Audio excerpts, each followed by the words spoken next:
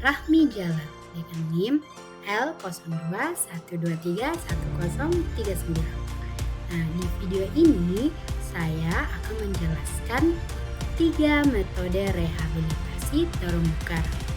Nah, sebelum masuk ke bagian pembahasan metode, kawan-kawan harus tahu apa itu rehabilitasi terumbu karang. Nah, rehabilitasi terumbu karang adalah serangkaian upaya yang dilakukan untuk memulihkan kondisi terumbu karang yang telah mengalami kerusakan, baik secara faktor alami maupun kerusakan akibat manusia. Nah, dalam proses rehabilitasi ini itu dapat meliputi penanaman karang, pengelolaan kawasan, serta pengurangan tekanan lingkungan guna mendukung pertumbuhan dan keberlanjutan ekosistem karang secara optimal. Oke, selanjutnya kita akan membahas what is the purpose of coral reef rehabilitation. Lalu apa sih tujuannya jika kita melakukan rehabilitasi terumbu karang? Nah, tujuan utama rehabilitasi terumbu karang adalah untuk memulihkan kembali struktur fisik dan fungsi ekologis dari terumbu karang yang telah mengalami kerusakan. Nah, rehabilitasi ini bertujuan agar terumbu karang dapat kembali menjadi habitat bagi berbagai organisme ataupun biota laut, lalu meningkatkan keanekaragaman hayati, menjaga kestabilan ekosistem pesisir, serta juga dapat memberikan manfaat ekonomi dan sosial bagi masyarakat pesisir, terutama yang bergantung pada perikanan, pariwisata bahari, dan perlindungan pantai dari abrasi. Oke kawan-kawan, nah di awal video tadi saya sudah menyebutkan bahwa saya akan menjelaskan 3 metode rehabilitasi terumbu karang. Nah, metode pertama itu ada sand, coasted, steel frame. Adalah metode rehabilitasi terumbu karang dengan menggunakan rangka baja yang dilapisi pasir untuk meniru substrat alami sehingga memudahkan larva karang menempel dan tumbuh. Yang kedua ada beton. Nah, beton sendiri ini digunakan sebagai struktur buatan yang diletakkan di dasar laut untuk menyediakan permukaan keras dan stabil bagi pertumbuhan karang serta menciptakan habitat baru bagi biota laut. Lalu yang ketiga, spider web merupakan metode yang menggunakan jaring logam berbentuk seperti sarang laba-laba sebagai media tanam karang yang ringan, mudah dipasang, dan memungkinkan sirkulasi air yang baik di sekitarnya. Nah, ketiga metode ini menggunakan transplantasi karang. Lalu, apa itu transplantasi karang? Nah, transplantasi karang sendiri adalah proses memindahkan potongan karang yang masih sehat ke area terumbu karang yang telah rusak. Nah, tujuannya ini agar bisa tumbuh kembali dan membantu memulihkan ekosistem laut. Nah, potongan karang biasanya itu ditempelkan pada rangka buatan seperti besi, baja maupun beton. Nah, oke teman-teman, sebenarnya 3 metode ini memiliki proses atau cara kerja yang sama atau hampir sama. Nah, yang dimulai dari pelaksanaan, dan monitoring. Lalu, apa perbedaan utama dari ketiga metode ini? Nah, perbedaan yang pertama, kita lihat dari aspek bahannya. Nah, bahan untuk sand coated steel frame yaitu menggunakan bahan baja, lalu beton yaitu menggunakan corang atau beton padat, lalu spider web yaitu menggunakan logam yang berbentuk seperti jaring. Lalu bentuknya untuk sand coated frame yaitu bentuknya umumnya itu seperti kubus, kubah maupun melengkung. Lalu untuk beton yaitu blok atau modul buatan seperti reef block. Lalu untuk spider web yaitu menyerupai jaring-jaring laba-laba seperti dengan namanya. Lalu kelebihan dan kekurangan dari ketiga metode ini. Nah, untuk coated steel frame, nah kekurangannya itu adalah rentan korosi bila lapisnya rusak, perlu perawatan yang berkala.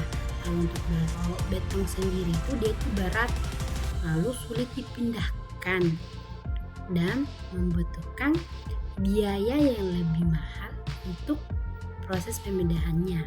Lalu untuk spider web yaitu strukturnya bisa rusak bila terkena arus yang sangat kuat. Lalu kelebihannya, nah ada sand coated steel frame. Nah kelebihannya itu ringan dan menyerupai struktur alami karang, lalu juga cepat untuk ditempel dari lava. Lalu untuk beton itu stabil dan tahan lama. Lalu dia itu cocok berada di area yang memiliki arus kuat.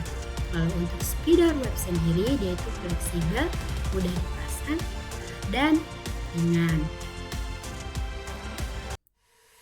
Nah, teman-teman, dari ketiga metode itu yang telah saya jelaskan, saya sudah mengatakan bahwa ketiga metode ini memiliki cara kerja yang hampir sama, dan saya juga tadi setelah menyebutkan perbedaan-perbedaan dari ketiga metode ini.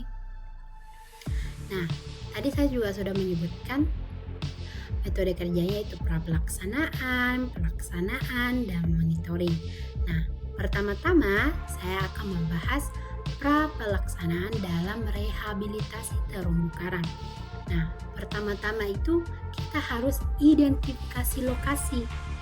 Kita harus menentukan lokasi terumbu karang yang rusak dan layak untuk direhabilitasi. Lalu kedua, kita melakukan survei awal. Nah, kita melakukan survei kondisi fisiknya, kimia, biologi, perairan, serta tingkat kerusakan terumbu karang. Lalu kita menentukan metode apa yang akan kita pilih. Apakah kita menggunakan metode rehabilitasi, menggunakan seperti sand coated steel frame, beton, atau spider web. Nah, penentuan metode ini kita itu sesuaikan dengan kondisi lokasi yang akan kita lakukan rehabilitasi. Lalu yang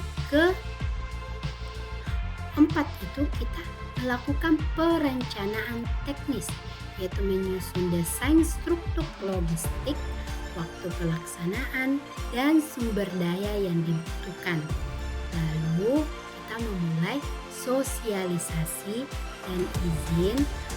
Nah, dalam hal ini kita harus melibatkan masyarakat lokal dan pihak terkait serta mengurus perizinan dari instansi berwenang.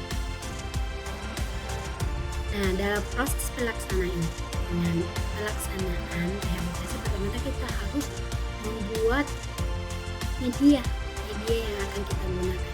Apakah dalam bentuk beton, apakah spider, apakah sand coated steel frame, kita harus membuat media yang akan kita gunakan dalam rehabilitasi ini. Nah, kemudian itu kita lakukan transplantasi karang. Nah, sebelum melakukan transplantasi karang sendiri itu kita harus mengambil karang sehat sebagai bagian dari fragmen yang akan kita tempel pada media yang akan ditempatkan di laut. Nah, karang-karang yang kita ambil itu adalah karang-karang yang sehat. Nah, lalu transplantasi karang ini bisa kita lakukan di tempat apakah berada di darat maupun berada langsung di laut. Nah, jika berada di darat itu kita harus betul-betul memastikan karang itu tetap hidup. Jangan sampai karang itu mengalami kematian akibat kelalaian kita. Nah, dalam proses transplantasi karang ini kita tempelkan karangnya ke medianya. Lalu setelah ditempelkan, kita mulai melakukan pemasangan struktur. Nah, kita tuh mulai menempelkan atau membawa media yang telah ditempelkan karang ke lokasi yang telah ditentukan. Lalu dalam proses ini kita harus melibatkan masyarakat lokal dan sukarelawan dalam proses rehabilitasi untuk meningkatkan rasa memiliki oleh masyarakat di sekitar lokasi yang kita lakukan. Nah, setelah kita melakukan pelaksanaan, tentu kita harus melakukan apa? Monitoring dan evaluasi. Ini sangat penting. Ini yang salah satu menjadi faktor utama keberhasilan suatu kegiatan rehabilitasi. Nah, bagaimana kita caranya monitoring dan evaluasi? Pertama-tama kita melakukan pemantauan berkala.